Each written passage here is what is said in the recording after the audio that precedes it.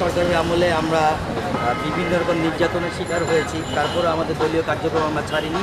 2018 সালেও আমরা এই দলটি নিবন্ধন চেয়েছিলাম, কিন্তু ফ্যাসিস্ট সরকার সেই সময় আমাদেরকে নিবন্ধন দেয়নি। এই বছর আমরা আশা করছি যে আমরা সুষ্ঠু বিচার পাবো এবং আমাদের দলের নিবন্ধন আমরা ইনশাআল্লাহ পেয়ে যাব। নিবন্ধন যদি পান আপনারা জনগণের জন্য কী কাজ আপনারা করবেন দেশবাসীর উদ্দেশ্যে?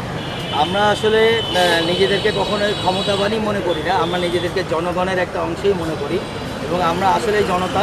তো আমরা যেমন জনগণের জন্য করব, তেমনি আমরা নিজেদের জন্যই করব। আমাদের বেশ কিছু কার্যক্রম সামনে আছে, আপনারা ইনশাল্লাহ দেখবেন। প্রথমত আমরা আমাদের দেশবাসীকে বেশ ভালো একটা প্যারামিলিটারি ট্রেনিংয়ের কথা চিন্তাভাবনা করছি। দ্বিতীয় হলো আমরা শিক্ষা ব্যবস্থায় ব্যাপকভাবে উন্নতি আনবো এবং আমরা মৌলিক বাংলা দল, সেহেতু আমরা বুঝতেই পারছেন আমরা যে অতীত বাংলার যে স্বর্ণযুগ ছিল, আমাদের যে কৃষি প্রধান দেশ ছিল, আমরা ইনশাল্লাহ সেই কৃষি নিয়ে ব্যাপকভাবে কাজ করব। এবং আমাদের একটা স্লোগান আছে, সম্ভাবনার একটি দেশ, চাকুরিজীবীর বাংলাদেশ, কর্মজীবীর বাংলাদেশ। তো এই যে স্লোগানটা আছে, এই স্লোগানের মাধ্যমে আমরা প্রতি ঘরে ঘরে কর্মজীবী তৈরি করার ব্যবস্থা করবো ইনশাল্লাহ। মাদক সেবন যারা করে তাদের জন্য কী করবেন? আমরা তো আসলে এটা সম্পূর্ণ হারাম। তো মাদক সেবন যারা করে তাদেরকে কখনোই আমাদের সমাজ থেকে দূরে ঠেলে দেওয়া যাবে না। তো এই হারামকে তাদেরকে বোঝাইতে হবে যে এই জিনিসটা আমাদের জন্য কতটুকু ক্ষতিকর, এবং এদেরকে আসলে আপনি যদি শ্রেণী বিভাজন করে দূরে ঠেলে দেন, তাহলে আসলে এইটা কখনোই ঠিক হবে না। বরঞ্চ তাদেরকে কাছে নিয়ে বোঝাতে হবে যে এই জিনিসটা তোমাদের জন্য ক্ষতিকর, দেশের জন্য ক্ষতিকর, জাতির জন্য ক্ষতিকর, এবং তোমাদের মেধাকে ড্রেনেজ করছে। তো সেইভাবে করে তাদেরকে যত্ন নিয়ে তাদেরকে সঠিক পথে নিয়ে আসতে হবে, এটাই আমাদের টার্গেট। এবং আমরা অঙ্গীকার করছি যে আমাদের সীমান্ত দিয়ে ভারত যাতে বাংলাদেশে একটা ট্যাবলেটও পৌঁছাতে না পারে, এক বোতল ফেন্সিডেরও পৌঁছাতে না পারে, এক পুরিয়া গাঁজাও যেন পৌঁছাতে না পারে, সেই ব্যবস্থা আমরা নিব ইনশাআল্লাহ। যারা রাস্তায় ঘুমায় রাতের বেলা, এই তো দেখা যাচ্ছে আমরা তো মানুষ, রাতের বেলা তো একটা নির্দিষ্ট জায়গা দরকার, তাদের জন্য আপনি কী করতে চাচ্ছেন? খুব ভালো একটা প্রশ্ন করেছেন। আমরা আসলে এটা নিয়ে অনেক পরিকল্পনা করেছি, আপনার প্রশ্নের সাথে মিলে গেল। সেটা হলো আমরা প্রত্যেককে স্বনির্ভর করে তুলি। প্রথম কথা হলো এটা, আমরা চেষ্টা করছি যে ঢাকাতে 10টা কারিগরি ট্রেনিং সেন্টার ইনস্টিটিউট করতে এবং 495 উপজেলাতে আমরা এই কারিগরি ইনস্টিটিউট করব, ট্রেনিং সেন্টার। এবং এগুলোতে আমরা যে পথশিশু আছে, আমাদের রাস্তায় যারা থাকেন, তাদেরকে নিয়ে এসে আমরা পুনর্বাসনের চেষ্টা করব এবং তাদেরকে আসলে দক্ষ কর্মী এবং বাংলাদেশের দক্ষ জনসম্পদ রূপে আমরা তৈরি করব ইনশাআল্লাহ। আপনাদের যে চেয়ারম্যানের নামটা কি? আমাদের পার্টির প্রেসিডেন্ট হচ্ছে ফরিদ আহমেদ এবং শোয়েব, সেনাবাহিনী কর্মকর্তা ছিলেন একজন। এবং আমাদের সিনিয়র প্রেসিডেন্ট আছেন, উনি শহীদুজ্জামান, উনি একজন আন্তর্জাতিক মানবাধিকার কর্মী। এবং আমি এই দলটির সাধারণ সম্পাদক মোহাম্মদ ফুয়াদ সাকি। আমার সাথে আছে দলের দপ্তর সম্পাদক, অর্থ সম্পাদক এবং আমার সাংগঠনিক সম্পাদকেরা। আমাদের এই দলটা আসলে তারুণ্য, মাঝবয়সী, বার্ধক্য সবাইকে নিয়ে একটা পরিপূর্ণ দল।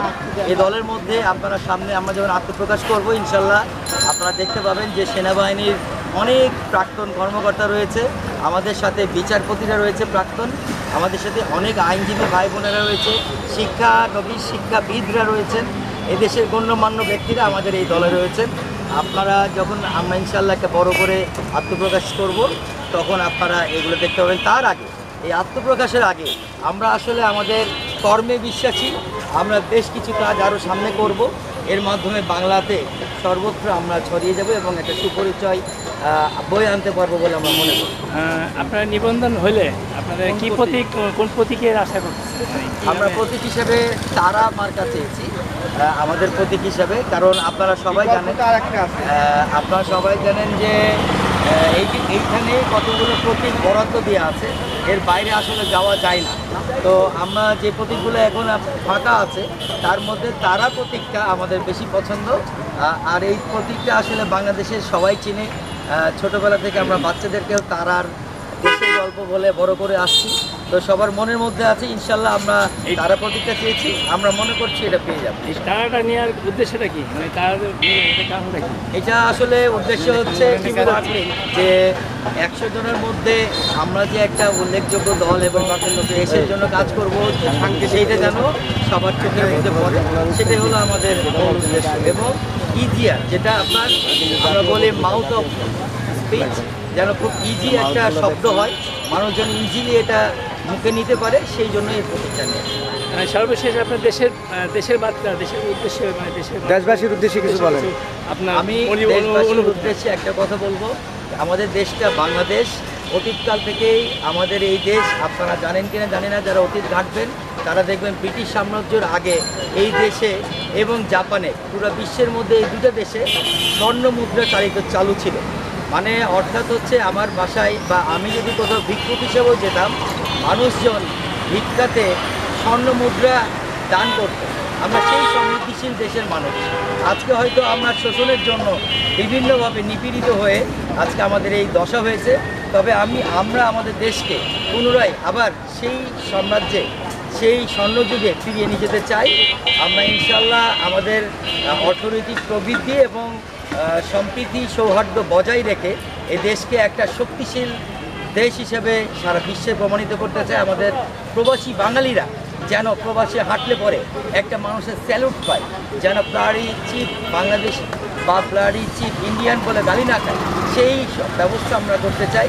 আমরা সকলের সম্মান ও সুসম্মান সমুন্নত রেখে এই দেশকে এগিয়ে নিয়ে যেতে চাই। আমি দেশবাসীকে বলবো, তারা যেন সৌহার্দ্য ধরে রাখে, সম্প্রীতি ধরে রাখে, এবং যেই আল্লাহ আমাদেরকে যেই মানব সম্পদ দিয়েছেন, যেই জনশক্তিটা আমাদেরকে দিয়েছেন, সেটা যেন আমরা নিজেদেরকে একদম দক্ষ জনসম্পদে পরিণত করতে পারি, সেই জিনিসটা যেন আমরা সবসময় কালচার করি আমাদের মধ্যে। আমি সবাইকে সম্প্রীতি সৌহার্দ্য নিয়ে, শান্তি নিয়ে বাংলাদেশে বসবাস করার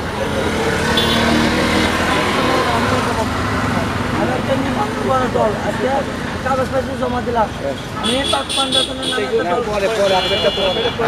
আপনি তো এই দলের সাথে যুক্ত না। আচ্ছা, ভাইয়ের কথা শেষ। আপনাদের মধ্যে আর কেউ বলবে কথা? ভাই তো বলবে।